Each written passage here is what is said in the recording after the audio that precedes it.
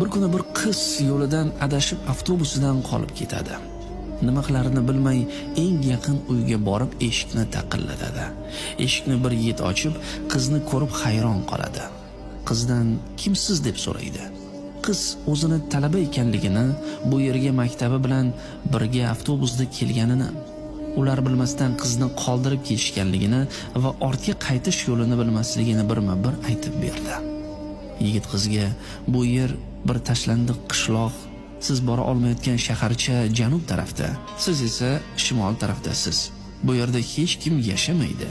Keling, bu kechani shu yerda o'tkazing. Erta tong bilan sizni shaharchangizga eltib qo'yaman" dedi. Qizni uyga kirgazib, o'zining yotog'ini qiziga bo'shatdi. O'zi esa xonaning bir chekkasida uxlashini aytdi. Xonaning o'rtasidan parda tutdi. Qiz ko'rpasiga o'ranib olib, qo'rquv aralash yigitni kuzatib yotdi. Yigit esa xonaning bir chekkasida kitobini ushlab o'tirar edi. Oradan biroz vaqt o'tgach, yigit to'satdan kitobini yopib, ro'parasida turgan shamga qarab xayol sura boshladi. Oldin bosh barmog'ini shamga to kuyguncha tutib turdi. Keyin qolganlarini ham shu tariqa kuydirishni boshladi.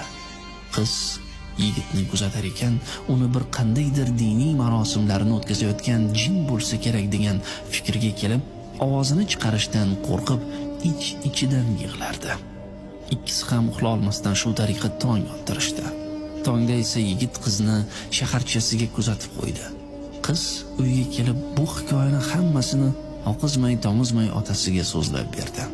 Lekin ota bu hikoyaga ishonmadi. Aksiga olib qiz qattiq qo'rqqanidan kasal bo'lib yotib qoldi. Ertasi kuni ota yigitni oldiga kelib, xuddi bir yo'lovchiday o'zini ko'rsatib, yo'lni tushuntirib yuborishini so'radi. Yigit bilganicha tushuntirib bo'lgach, ota yigitga tashakkur etdi. So'ng gap orasida bog'langan qo'liga ishora qilib, nima sababdan kuyganini so'radi. Yigit kecha bir go'zal qiz adashib qolib majburan menikida tunab qoldi. Shunda shayton meni vasvasa qila boshladi. Har vasvasa qilgan sari oxirat olovini eslashim uchun avval bitta, keyin qolgan barmoqlarimni kuydirdim. Iblis meni o'z hiylasiga tortishdan avval men barmog'im bilan shaytonning shahvatini kuydirib tashladim.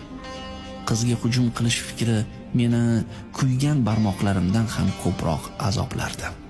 Yigit qizning otasiga juda yoqib qoldi va o'zini kimligini aytmasdan yigitni uyiga taklif qildi va o'sha go'zal adashib qolgan qizini yigitga berishga qaror qildi. Xazlar, sabrni tagi oltindan